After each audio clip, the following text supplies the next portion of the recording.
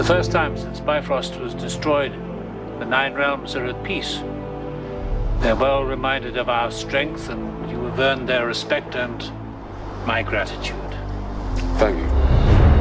I'm imagining that forever Thor's story will be split between Asgard and the Nine Realms and also Earth. Part of the challenge is to balance his godliness and the kind of humanity that we feel in him, so the story will always revolve tightly around Midgard. It's really fun to get to come back and play Jane again. I think it's rare to get the opportunity to play female scientists. We're always coming from the point of view of how would an astrophysicist see these amazing events happening. It's fun to see all the characters back together and how they've all changed. Like Selvig's gone crazy now because of what happened with Loki and Avengers. Seeing Stellan play a character whose mind has been somewhat torn asunder, and yet he's still correct about the things he's trying to do, and it causes him to take his pants off a lot. I did a lot of prep by being naked at home a lot to see if I could do it, and I could.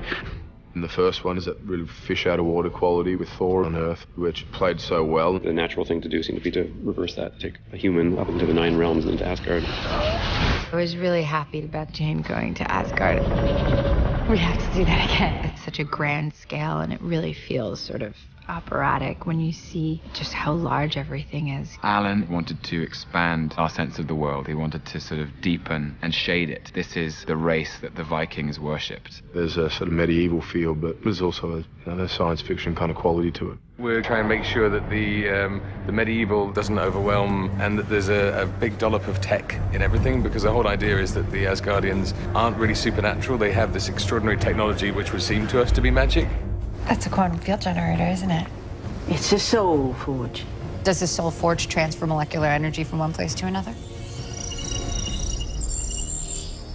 Yes. It's great. It does feel like a place that exists as opposed to a set. There's a worn quality to set. It looks like it's been lived in. And a lot of the sets were built outdoors so we could use natural lighting as opposed to the indoor studio look. It really feels like we get to be in Asgard on the outside. It's not all CGI. I mean, they've just done a fantastic job. Every little detail. I mean, even on the tiles on the floor, it's the most intricate details you've ever seen. The Medina set was sort of the most historic part of this film. You know, we're trying to say that that's nestled into the mountains of Asgard and has been around there for certainly hundreds, if not thousands of years.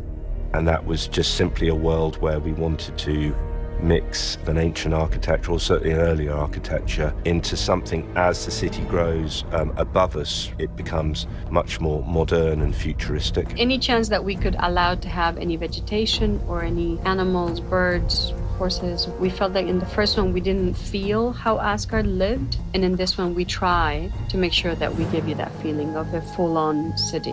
We wanted to be true to the idea, both within the Marvel universe and within Norse mythology, that Asgard was a golden city. A throne room needed to be beautiful. We needed to be able to get a lot of light in there. It also needed to act as one of the biggest environments in the film for this spectacular kind of crash from this elf ship which charges into it. So there were a lot of engineering issues with it about how this ship cuts through the columns.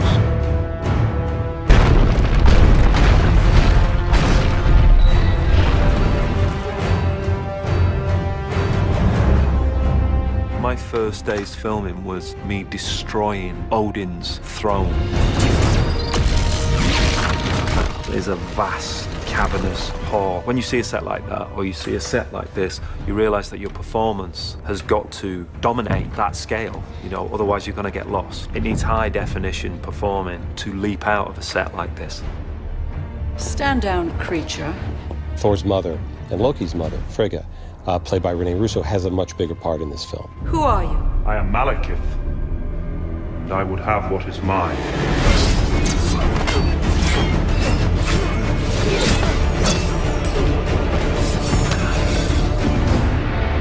Where is the ether? I'll never tell. I believe you. We were looking for a scenario in which we could put Thor and Loki together. That we needed Thor to go ask for Loki's help, and we needed Loki to agree to that help. We realized early on, killing Frigga would be the way to do that, would be able to bond those brothers. But more than that, we wanted Loki to feel a sense of responsibility for his mother's death. When Curse is breaking out all of the other prisoners to wreak havoc during the attack on Asgard, he comes and he sizes up Loki, and even Curse realizes, I'm not going to let this guy out. This guy's trouble. And as Kurse starts to walk away, Loki shows that he is trouble.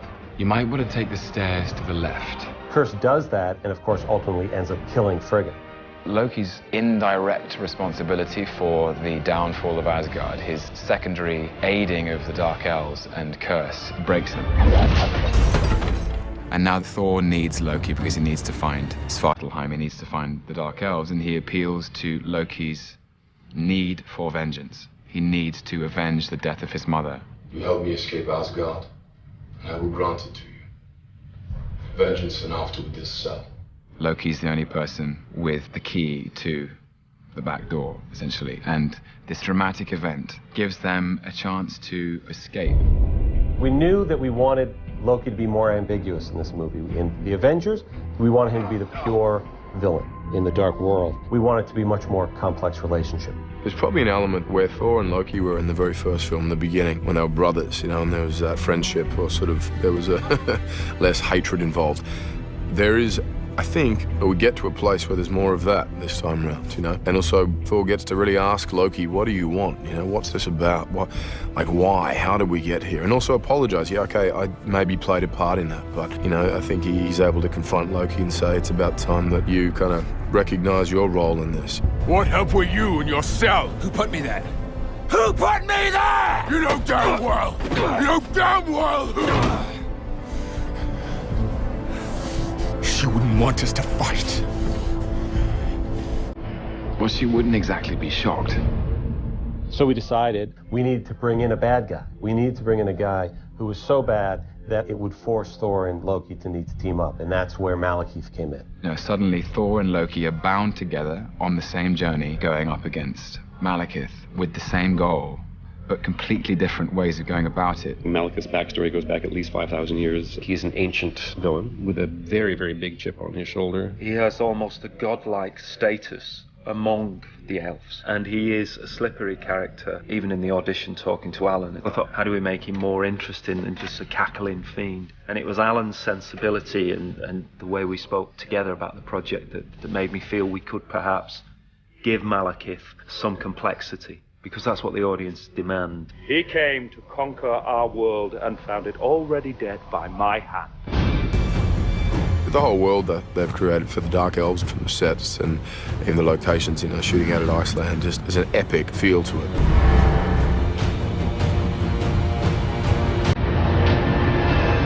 This Thor is called the Dark World, and that is the world of the Dark Elves, and we needed to find a place that could fill that role, and Iceland, with its black volcanic sand and its amazing landscapes, is doing that for us. This is the world of Svartalheim, and just a moment ago we shot the scene where the Dark Elves first returned home and took deep breaths of poisoned air. We've scoured the earth to try and find the right spot where we could dress the things that we need to dress on top of a real location. Having the bones there is the most important thing. Getting out and actually being on location and shooting there is the key. In Iceland, you get such scale. You get purple skies. We were shooting on a volcanic lava field. It looks like another planet. It's bigger than your imagination. It's a good place for elves to be from. We were incredibly lucky that when we went to Iceland, it was very windy. And although it's difficult to shoot with wind, but then you have proper wind that you can have in such a remote location, which is very difficult to bring any of these fans there. So Mother Nature gives you the wind, which 100% it allows you to believe that what's happening is there, because you would presume to have that kind of wind there. You know this planet of yours is going to get us killed. Possibly. For Thor, there's this question of trust. Can Thor trust Loki? But Thor is in a desperate place, so he is forced to trust him. And first example of that is when he takes off the cuffs. So we think that's it. Loki betrays him. And that, of course, in and of itself becomes a trick just for Malekith. And we realize they were working together. Both characters, Thor and Loki, are exposed for who they really are. And I think they surprise each other.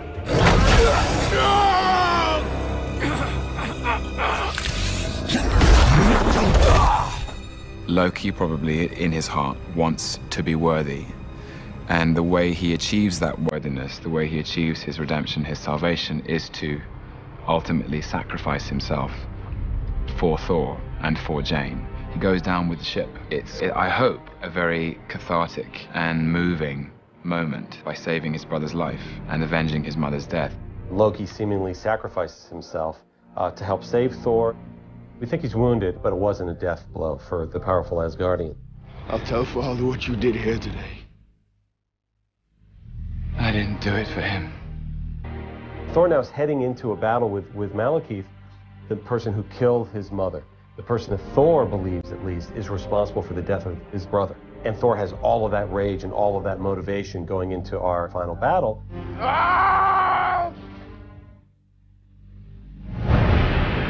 Malekith! Sometimes going huge in spectacle is different than going huge in concept. But we wanted to do something interesting, something that hadn't been seen before, a battle that ties into the story. We came up with the idea that Thor and Malekith are fighting through portals and going from London to Svartalheim. I think it's interesting visually. It's almost like this energy suction point that you go from one world to the other. And we bring some wonderful characters from the first one. The gigantic beast that comes out that then eats one of the elves. By turning the battlefield upside down in such a way, it gave this film a very unique voice in the end. How do I get to Greenwich? Take this train, 3 stops. How can we outsmart ourselves to make sure that we keep it fresh and new and renewed of something different? And I think the ether becoming its own element of danger. I think that what we created with Malekith, when he actually does possess the ether and how he throws it and what he creates this shards of knives, and it looks really dangerous. And if it were to get you, it will slash you. And that's something that it was a little different too, that we wanted to try. It could look at something almost ethereal and mystical and beautiful, and yet as dangerous as the most deadly weapon. There's so many pieces in the puzzle and so many different sections and departments and what have you that everyone's doing their bit, and that's such a satisfying thing when it comes together and it works, and it is what you thought it was going to be and hoped it would be. The ether cannot be destroyed. But you can.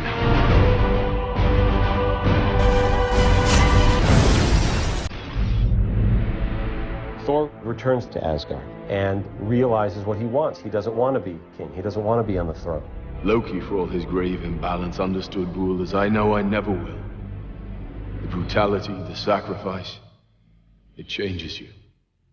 I'd rather be a good man than a great king.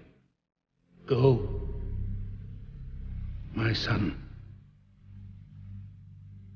Thank you, Father.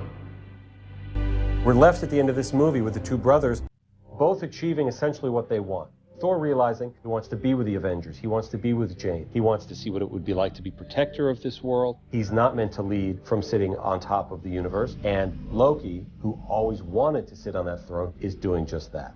No. Thank you.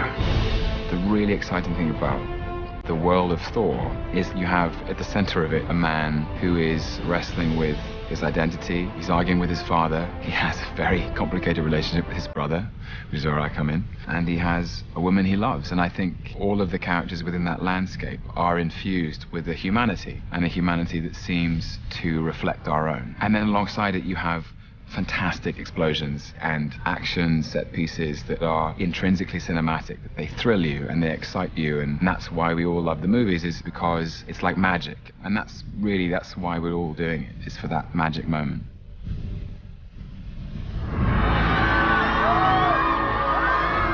We started this journey 3 years ago, and to be here now with this kind of affection and following is a dream. It's got this gigantic cosmic scope. It's a movie that takes place on all these other worlds and realms, and yet it's really about family and about these 2 brothers. We have to, as filmmakers, delve deeper into their characters and tell stories that are not easy for them, that there's a lot of obstacles. It's a complicated family, the family of Asgard. Thor, Loki, Odin, Frigga. They've got some differences to resolve. And the fact that there are people who love these characters, love these films, I mean, it's a privilege and a pleasure.